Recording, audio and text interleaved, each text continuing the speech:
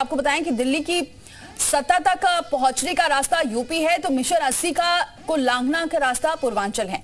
चुनाव का आखिरी दौर है और बीजेपी को 400 सीटें हासिल करनी है तो पहले पूर्वांचल का मिशन पूरा करना होगा। लेकिन जहां की 8 सीटें बीजेपी के लिए सबसे बड़ा सिरदर्द है। रिपोर्ट देखिए।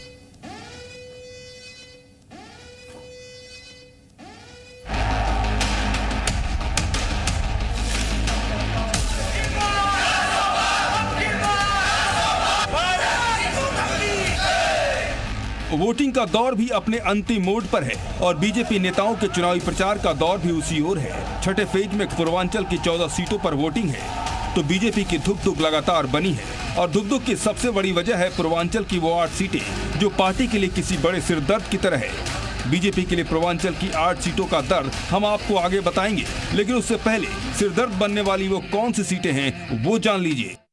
आजमगढ़, घोसी, गाजीपुर, जौनपुर, लालगंज, मछली शहर, चंदौली, बलिया, इन 8 सीटों पर बीजेपी का दर्द पुराना है, लेकिन 400 सीटें हासिल करने के लिए 24 में किसी भी तरह पार पाना है।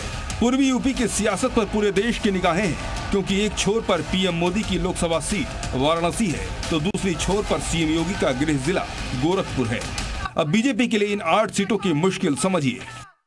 2019 के लोकसभा चुनाव में बीजेपी को 5 सीटों का नुकसान हुआ, 3 सीटों पर छोटे अंतर से जीत मिली। 2022 के विधानसभा चुनाव में कई जिलों में सूपड़ा साफ हो गया।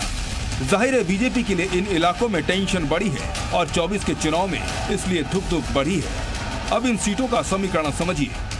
2019 के लोकसभा चुनाव में आजमगढ़ से अखिलेश यादव ने 2.5 लाख से ज्यादा मतों से जीत हासिल की। घोसी से बीएसपी 2.5 लाख से ज्यादा मतों से जीत। गाजीपुर बीएसपी 1 लाख से ज्यादा वोटों से जीत। जौनपुर बीएसपी की जीत। लालगंज बीएसपी जीती। मछली शहर बीजेपी ने महज 181 वोटों के अंतर से जीत हासिल की। बलिया बीजेपी को 15,000 से ज्यादा वोटों से जीत मिली। 2024 के चुनाव में भी हाल कोई दूसरा नहीं दिख रहा है। इंडिया गठबंधन एक साथ चुनावी मैदान में है और बीजेपी के लिए टेंशन बरकरार है। ब्यूरो रिपोर्ट, जी मीडिया। तो देखिए कि इसलिए कहा जा रहा है पूर्वांचल की सीटें काफी अहम है, क्योंकि अगर इन सीटों पर जीतना है तभी जाकर रास्ता आसान होगा। यूपी की जो 80 में से 80 सीटों का बीजेपी लगातार दावा कर रही है, उसके लिए पूर्वांचल को साधना बेहद जरूरी है और इसलिए चुनाव प्रचार काफी जोर शोर से हुआ है इस छठे चरण के लिए भी। तमाम सहयोगी हमारे साथ बने हुए, एक बार फिर से मोहम्मद गुफरान का रुख करते हैं। गुफरान, कितना टफ फाइट देखने को मिल रही है, क्योंकि चुनाव प्रचार इस बार देखा गया है छठे चरण के लिए बहुत जोर शोर से हुआ, बयानबाजी का दौर भी देखा गया, तो कितनी टफ फाइट देख रहे हैं? बिल्कुल, देखिए जो छठवां चरण है, 14 सीटें हैं। महत्वपूर्ण जो सीटें हैं वो प्रयागराज के फूलपुर है, इलाहाबाद है, प्रतापगढ़ जो राजा भैया का कभी गढ़ हुआ करता था, लेकिन इस बार उनके उम्मीदवार चुनावी मैदान में नहीं है। सुल्तानपुर हॉट सीट है, मेनका गांधी जो वरुण गांधी की मां है, वरुण गांधी को बीजेपी ने इस बार चुनावी मैदान में नहीं उतारा। इसके अलावा जो आजमगढ़ की सीट है, धर्मेंद्र यादव जो अखिलेश यादव के चचेरे भाई हैं, वो चुनावी मैदान में है। उपचुनाव में लास्ट टाइम वो बीजेपी के निरहुआ से हार चुके थे। तो ऐसे में तमाम ऐसी सीटें हैं जो अपने आप में बहुत महत्वपूर्ण हैं और सुबह 7 बजे से मतदान की जो प्रक्रिया है वो शुरू होगी। देर शाम 6 बजे तक ये मतदान जो है लगातार चलने वाला है। फूलपुर की अगर बात करें तो 20,67,000 से अधिक जो मतदाता हैं वो यहां पर आज बीजेपी और समाजवादी पार्टी, इसके अलावा दूसरे जो अन्य दलों के प्रत्याशी हैं, उनके भाग्य का जो फैसला है वो करने वाले हैं। हालांकि नतीजा 4 जून को आएगा, लेकिन उसके पहले की अगर बात करें तो तमाम जो नेता हैं इन पार्टियों के दिग्गज जो स्टार प्रचारक रहे हैं वो यहां पर आकर के इनके पक्ष में भूमिका जो बनाने की कोशिश होती है, बयानबाजी के जरिए, अपनी योजनाओं के जरिए कोशिश जरूर की गई है। लेकिन देखना यह होगा कि मतदाताओं का क्या कुछ रुझान होता है। सीधे मुकाबले की अगर बात करें तो समाजवादी पार्टी का बीजेपी का यहां पर मुकाबला देखने को मिलेगा। ऐसे जो कयास हैं वो फिलहाल लगाए जा रहे हैं। पिछले बार 19 की बात करें, 14 की बात करें, 2009 की बात करें, तो इन 3 इलेक्शन में अलग अलग जो उम्मीदवार उम्मीदवार हैं वो जीत करके चुनावी मैदान में आए थे। 2009 में बीएसपी ने फूलपुर में जीत दर्ज की थी, कपिल मुनिकरवरिया यहां से सांसद बने थे, उन्होंने समाजवादी पार्टी को हराया था। लेकिन 2014 में डिप्टी सीएम जो आज केशव प्रसाद मौर्य है यूपी की सरकार में, उन्होंने 2014 में पहली बार जो है यहां पर कमल खिलाया था। फूलपुर से 4 लाख के करीब मतों से केशव प्रसाद मौर्य चुन करके संसद पहुंचे थे। हालांकि जब 2007 में बीजेपी की सरकार बनती है तो केशव मौर्य जो है वो यूपी की सरकार में डिप्टी सीएम बन जाते हैं और इस लोकसभा को छोड़ देते हैं। 2018 में फूलपुर में जब उपचुनाव होता है तो बीजेपी ये सीट हार जाती है, लेकिन 2019 में एक बार फिर से भारतीय जनता पार्टी यहां पर अपना जो कमल का जो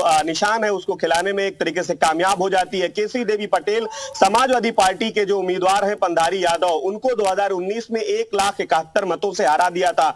एक बार फिर से जो चुनौती है वो बीजेपी के सामने जरूर है कि 1,71,000 मतों से केसरी देवी पटेल ने जब जीत दर्ज की थी तो आज वो कैंडिडेट नहीं है, उनकी जगह पर यहां पर प्रवीण पटेल को बीजेपी ने उम्मीदवार बनाया है। समाजवादी पार्टी ने भी बैकवर्ड ही उम्मीदवार पर दांव खेला है, अमरनाथ मौर्य, जो कभी भारतीय जनता पार्टी में रहे हैं लेकिन विधानसभा 2022 के चुनाव के इन मिल सकता है और वो दिखा भी है प्रत्याशियों में, लेकिन इसका असर वोटर्स पर कितना पड़ता है, वो किन मुद्दों को लेकर चुनाव में अपना मतदान डालते हैं, ये बेहद महत्वपूर्ण रहने वाला। बने रहिए गुफरान। वेदेंद्र का एक बार फिर से रुख करते हैं। वेदेंद्र, काफी अहम है क्योंकि दिनेश लाल निरहुआ वर्सेस यहाँ धर्मेंद्र यादव हैं, काफी हॉट सीट है, चुनाव प्रचार बहुत जोर शोर से हुआ और जी बिल्कुल दीपाली तो काफी हॉट सीट है आजमगढ़ में। वेदेंद्र, और क्या कुछ तैयारियां वहां पर देख रहे हैं, किस तरह से वोटिंग करने पहुंचेंगे वोटर्स?